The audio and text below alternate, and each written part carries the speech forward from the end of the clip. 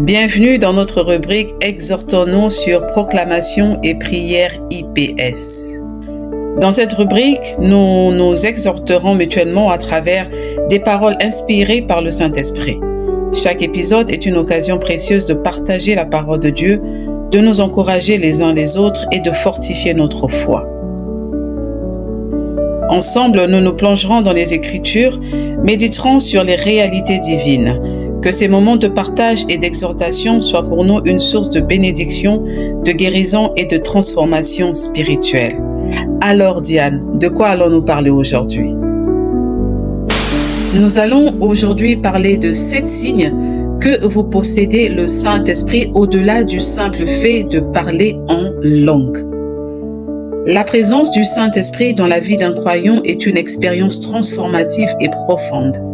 Bien que parler en langue soit souvent considéré comme une manifestation évidente, il existe plusieurs autres signes tout aussi puissants qui témoignent de cette présence divine. Ces signes vont au-delà des manifestations extérieures et touchent le cœur même de notre être, influençant nos actions, nos pensées et notre relation avec Dieu et les autres. Découvrons ensemble aujourd'hui ces 7 preuves indéniables de la présence du Saint-Esprit qui transcendent le simple fait de parler en langue. Cet audio va certainement transformer ta manière de voir ou de comprendre et certainement changer ta vie. Surtout, partage-la autour de toi afin d'aider une personne qui en a besoin. Vous êtes prêts? Allons-y. Alors, la première preuve, c'est l'amour. L'amour est le premier fruit du Saint-Esprit mentionné dans Galates chapitre 5, verset 22.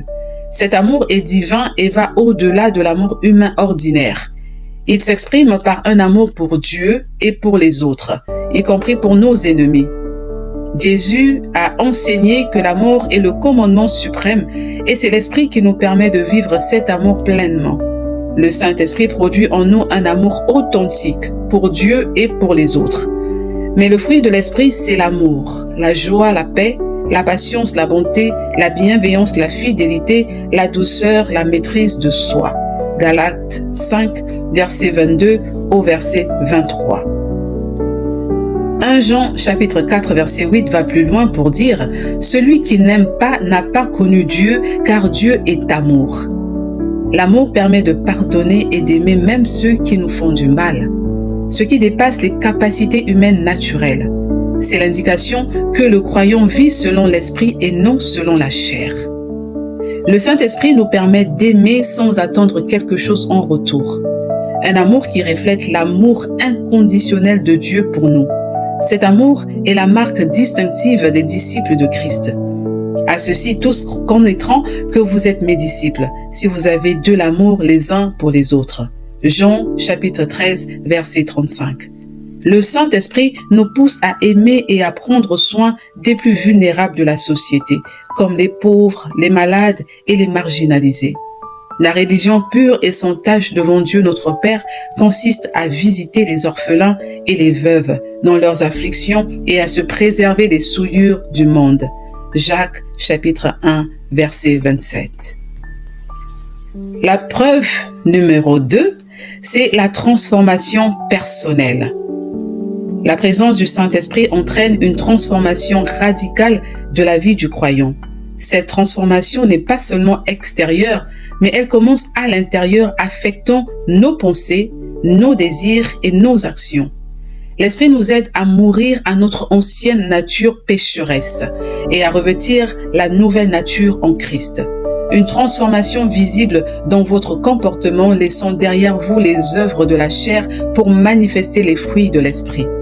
Si quelqu'un est en Christ, il est une nouvelle créature. Les choses anciennes sont passées, voici toutes choses sont devenues nouvelles. 2 Corinthiens 5, verset 17.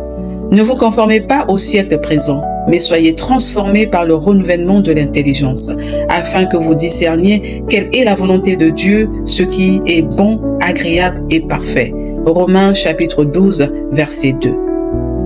Le changement observable dans la conduite d'une personne en s'éloignant des œuvres de la chair, Galates 5, verset 19 au verset 21 plutôt, et en vivant selon l'esprit est une preuve tangible de la présence de l'esprit.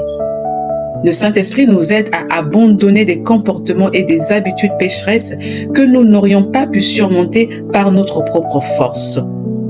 Et vous avez revêtu l'homme nouveau qui se renouvelle dans la connaissance selon l'image de celui qui l'a créé. Colossiens chapitre 3, verset 17.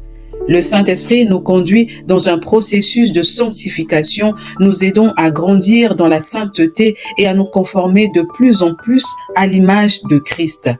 Car Dieu ne nous a pas appelés à l'impureté, mais à la sanctification. 1 Thessaloniciens chapitre 4, verset 7. La preuve numéro 3, c'est le témoignage intérieur. Le Saint-Esprit témoigne à notre esprit que nous sommes enfants de Dieu, créant en nous une assurance de notre salut. L'Esprit lui-même rend témoignage à notre esprit que nous sommes enfants de Dieu. Romains chapitre 8, verset 16. Le Saint-Esprit produit en nous une assurance que nous sommes enfants de Dieu, une certitude intérieure qui ne repose pas sur les émotions passagères, mais sur une conviction profonde que Dieu nous a adoptés dans sa famille. Et parce que vous êtes fils, Dieu a envoyé dans vos cœurs l'Esprit, son Fils, lequel crie « Abba, Père ». Galates 4, verset 6. Cette assurance intérieure est importante, surtout en période de doute ou de difficulté. Elle nous donne la certitude que, malgré les épreuves, nous sommes aimés nous sommes aimés de Dieu et que nous appartenons à sa famille éternelle. Le Saint-Esprit renforce notre foi en nous donnant une conviction intérieure profonde et inébranlable que Jésus est le Seigneur et Sauveur. Personne ne peut dire Jésus est Seigneur si ce n'est par le Saint-Esprit. 1 Corinthiens chapitre 12 verset 3. L'Esprit nous donne une assurance concernant la vie éternelle, nous rassurant que notre avenir est sécurisé en Christ. Romains chapitre 5 verset 5 déclare « Or, l'espérance ne trompe point, parce que l'amour de Dieu est répandu dans nos cœurs par le Saint-Esprit qui nous a été donné. » La preuve numéro 4, c'est l'obéissance à la parole de Dieu. Une personne qui a le Saint-Esprit est conduite à obéir à la parole de Dieu et à vivre selon ses commandements. Si vous m'aimez, gardez mes commandements. Et moi, je prierai le Père, il vous donnera un autre consolateur afin qu'il demeure éternellement avec vous, l'Esprit de vérité. Jean chapitre 14, verset 15 au verset 17. L'obéissance au commandement de Dieu est le signe d'un amour véritable pour lui, ce qui est possible grâce à l'œuvre du Saint-Esprit. L'Esprit nous aide à comprendre et à appliquer la parole de Dieu dans notre vie quotidienne. Car c'est Dieu qui produit en nous le vouloir et le faire selon son bon plaisir. Philippiens chapitre 2, verset 13. L'obéissance au commandement de Dieu devient naturelle et joyeuse car elle est motivée par l'amour et la gratitude envers Dieu. Ce désir d'obéir vient de l'Esprit qui travaille en nous, nous transformant progressivement à l'image de Christ. Le Saint-Esprit nous donne la force de résister aux tentations et de choisir d'obéir à Dieu plutôt qu'à nos propres désirs charnels. Marchez selon l'Esprit et vous n'accomplirez pas les désirs de la chair. Galates chapitre 5, verset 16. L'Esprit nous illumine, nous donnant une compréhension plus profonde des Écritures, ce qui nous permet de les appliquer correctement à nos vies. Quand le Consolateur sera venu, l'Esprit de vérité, il vous conduira dans toute la vérité. Jean chapitre 16, verset 13. La preuve numéro 5, c'est la paix intérieure. La paix donnée par le Saint-Esprit est une paix qui dépasse toute compréhension humaine, car elle persiste même au milieu des tempêtes de la vie. Ce n'est pas simplement l'absence des conflits, mais une tranquillité profonde enracinée dans la confiance en Dieu. La présence du Saint-Esprit apporte une paix profonde qui dépasse les circonstances extérieures.